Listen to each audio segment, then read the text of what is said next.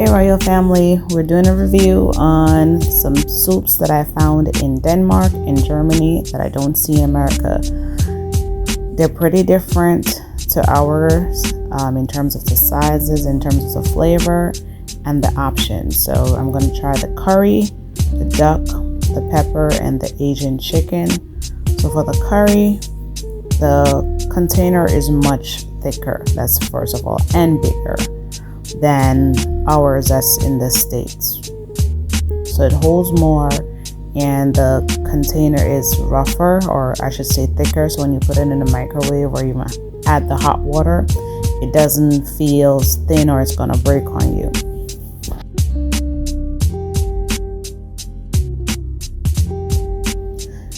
Now for the taste of the curry.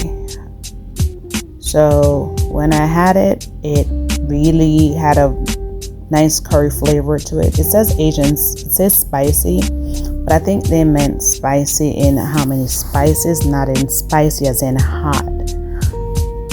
So it's very yellow. It tastes very curry to me. The noodles were very soft, unlike the American version, where even if you have it sitting 3 to 5 minutes, it has a straw-like taste to it. These, on the other hand, much softer, kind of like your noodle that you get at the Japanese restaurant where they make it fresh, or even in like an Italian restaurant. It's a total different taste, it's a different flavor, and unfortunately I don't know if they're in the US, but I wish I was able to bring a few of them back home with me. Overall, I would say this was a 9 out of 10 in terms of flavor. It wasn't too salty like the American version. It did taste like curry and turmeric. It was well seasoned, and it was definitely not salty. The noodles again was soft. So out of 10, I will give this one a 9. The only reason I'll give it a 9 is because it's not as spicy or hot as I thought it would be, because most time when I eat curry, I like that little kick of spice to it.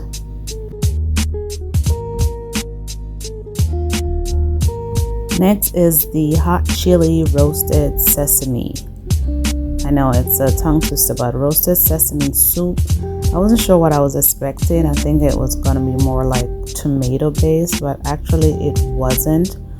It had a very nice broth to it. It again wasn't salty, wasn't spicy either, but it kind of reminded me similar to that soup the Mexican make, where they put that little lemon in it. Again, it's much bigger in size and the taste is totally different. The flavor is good. Like, to me, it's more balanced in comparison to the American version. It's well balanced. The noodles are softer. It's much more filling. And it had a lot of vegetable pieces in it. Unlike the American one, when you add the hot water to it, it had a dry taste to it. So this one, the vegetables actually tasted softer, if that makes sense. Like when the hot water came, it made it taste fresh, unlike the American version. This one, I will give it a 8 out of 10, maybe because I didn't know what to expect with the sesame flavor, but in terms of the taste, it was pretty good. Next, I'm tasting the Asian style soup. The Asian, and again, it's supposed to be spicy, but Asian style soup. This one I think was one of my favorite ones. Definitely, maybe because it was the first one I tried, even though it's like third in the video, but this was one of the first ones I had. It really tastes like you were having a full meal because of so many different flavors and spices that you were taking in.